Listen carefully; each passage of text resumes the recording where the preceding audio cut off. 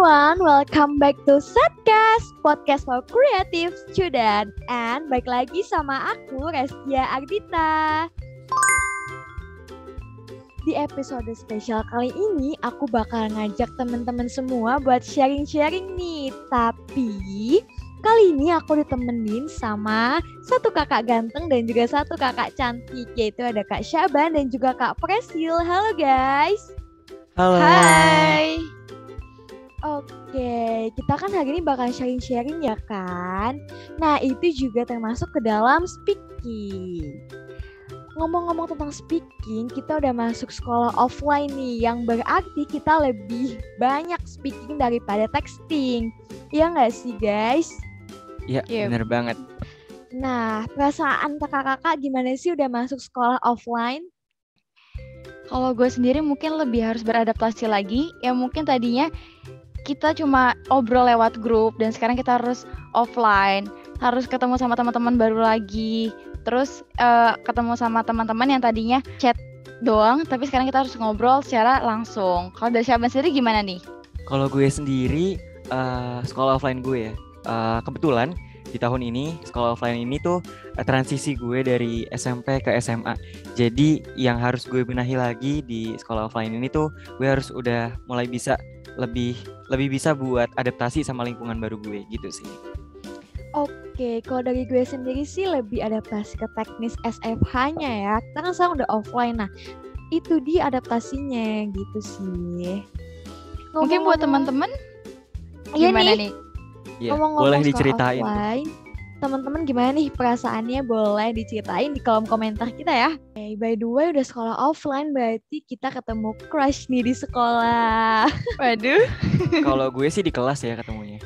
Waduh. Teman sekelas ternyata. Iya. Iya nih. Kalau ngomong ke crush nih, speaking ke crush, pasti kita perasaannya grogi, deg-degan dan juga nervous. Bener banget kan? Iya, bener banget tuh. Bener banget. Itu dia. Kalian gimana Mungkin dari sih? Syaban sendiri nih. Wah iya, Mungkin dari- ngatasin groginya gimana nih Kak Syaban? Udah berpengalaman nih kayaknya. Kalau gue sendiri cara gue ngatasin grogi itu ya tetap fokus dan jangan ke distract sama hal-hal di sekitar, kayak misal lagi ngobrol sama crush gitu misalkan, atau lagi ngobrol sama guru, itu tuh ya tetap fokus sama apa yang diomongin atau yang dijelasin sama lawan bicara kita. Jangan ke distract sama sekitar pokoknya. Kalau dari Kak Presil sendiri gimana nih Kak? Kalau gue sendiri mungkin lebih ke catatin dulu nih hal-hal atau poin pentingnya apa sih yang mau kita omongin, biar kita tahu oh ternyata kita lupa di bagian sini, berarti kita tahu nih bagian selanjutnya apa gitu. Restia sendiri gimana nih? Oke, kalau gue setelah menentukan topik pembicaraan, pastinya pas mau ngomong gue selalu ambil kalem, keep calm dulu nih kita sebelum ngomong. Baru dari situ kita ngomong, pasti groginya bakal lebih berkurang. Karena buat netralin diri kita juga ya. Iya bener banget, apalagi kita kan harus ngobrol ke orang lain gitu kan. Mungkin kalau seandainya anak-anak sekarang gitu, buat kalian mungkin nih yang ngerasa malu nih buat ngomong atau public speaking. Nah, cara dari kalian sendiri gimana sih kakak-kakak nih? Oke, mungkin Biar nggak malu. dari Syaban boleh nih. Kalau gue gimana cara gue supaya pede berpublic speaking atau ngomong di depan banyak orang? Itu tuh karena kan public speaking ini salah satu hal yang pengen banget gue bisa, pengen banget gue tuh menguasai hal ini gitu. Karena gimana ya, harus diakui orang-orang yang punya skill yang bagus di public speaking ini tuh lebih didengarkan sama orang lain dan jauh lebih diminati untuk lebih untuk didengarkan gitu. Jadi yang tips dari gue supaya, bukan tips sih, ini hal yang gue lakuin, gimana caranya supaya public speaking ke improve lagi, itu ya banyak-banyak belajar dan banyak-banyak belajar dari kesalahan yang udah kita lakuin saat kita berbicara di depan banyak orang. Nervousnya supaya lebih dikurangin lagi, tetap fokus sama apa yang kita omongin, dan masih banyak lagi deh pokoknya. Mungkin teman-teman yang ngerti dan paham soal public speaking boleh komen, boleh isi di kolom komentar kita. Kalau dari Kak Restia sendiri gimana tuh Kak? Kalau dari gue sendiri sih, sebelum kita berpublic speaking, gue selalu nanemin mindset dulu di pikiran gue bahwa gue bisa ngomong di halayak ramai gitu. Setelah itu gue bakalan nyiapin apa aja sih yang mau gue omongin ke audiens gue gitu. Baru deh pas hari H-nya gue ambil tenang, keep calm, baru gue ngomong biar malunya itu lebih sedikit teratasi gitu sih. Wih, keren-keren banget ya kalian. Tapi gue juga punya dong tipsnya. Bukan tips sih, Wah. apa Apa yang lagi gue lakuin juga. Kalau gue sendiri, pahamin dulu audiensnya kalian tuh kayak gimana sih? Tipe orang yang suka banget lebih humoris, atau mungkin yang suka formal, kenalin dulu supaya kalian tahu tingkat grogi kalian itu kayak gimana. Kedua, pahamin dulu materi atau penyampaian kalian. Terus baru deh di situ kalian lebih ke improv gitu. Yang penting adalah kalian gak perlu takut, karena takut gagal itu kunci kegagalan sebenarnya.